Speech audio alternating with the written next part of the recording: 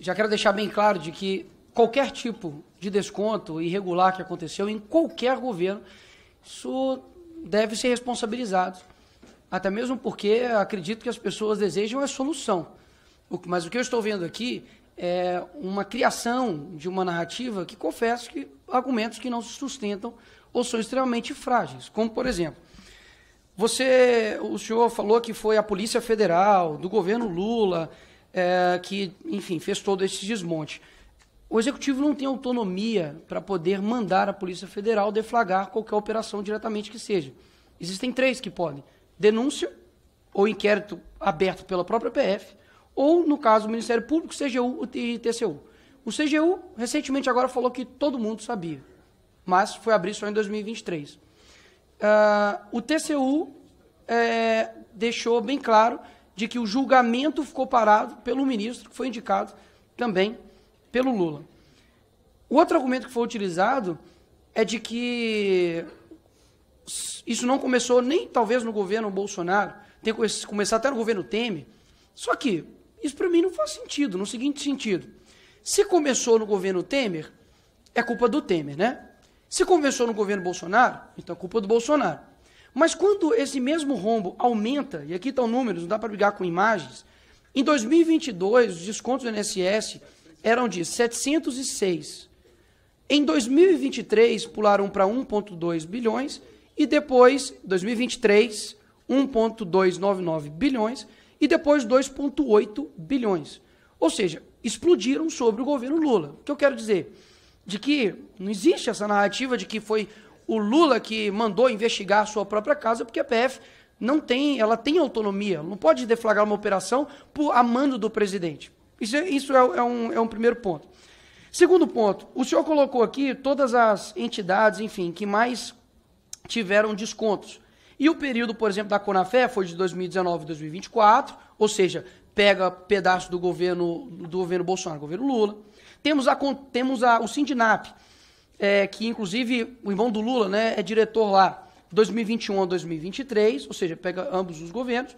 E a CONTAG de 2016 a 2023. E ela, inclusive, ela é a responsável pelo maior volume de arrecadação entre as entidades. Ou seja, pela lógica não apresentada por mim, mas pelos senhores e os demais que estão defendendo essa posição, ou seja, o ladrão entrou em 2016. Quem era presidente nessa época? Dilma. Quando você pega o Sindinap, o irmão do Lula, ele era diretor desde 2008. Ou seja, ele também fazia parte também daqueles sindicatos. Ou seja, eu poderia usar esse argumento tanto para poder falar contra vocês, quanto, digamos, para poder também me acusar. Por isso que eu acho esse argumento frágil. O que eu acredito que é insustentável?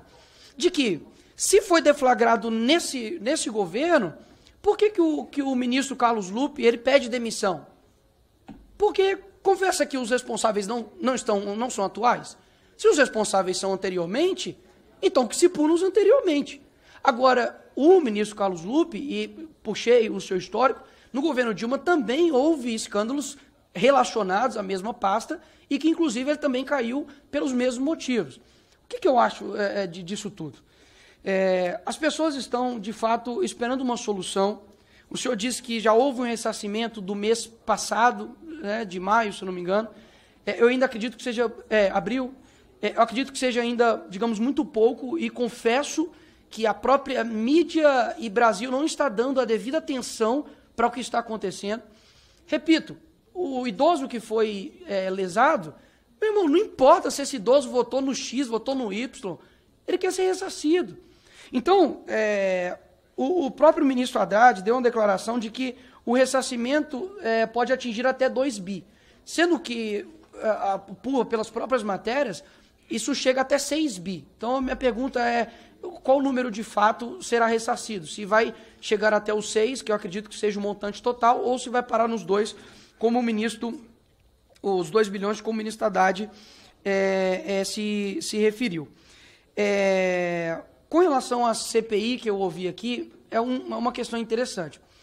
O próprio ministro Lula, em entrevistas, quando eu acho que eu nem era nascido, o presidente Lula, quando eu acho que eu nem era nascido, já dava entrevista dizendo, eu defendo a CPI.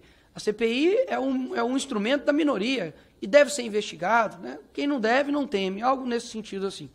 Só que agora mudou-se de posição. Com relação à CPI em específico, se quiser abrir uma CPI aí para poder investigar coisas passadas do Bolsonaro, enfim, que seja, é um ambiente excelente, inclusive para a própria situação que está acusando o governo anterior de se fazer valer o seu argumento, já que é um local, uma comissão parlamentar de inquérito para investigação. Tem poder de polícia. Vocês podem chamar o responsável do INSS na época e falar, olha, você foi responsável por A mais B e prendeu o cara.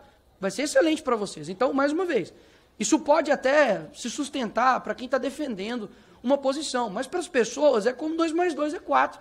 Você para e olha, mas não faz sentido.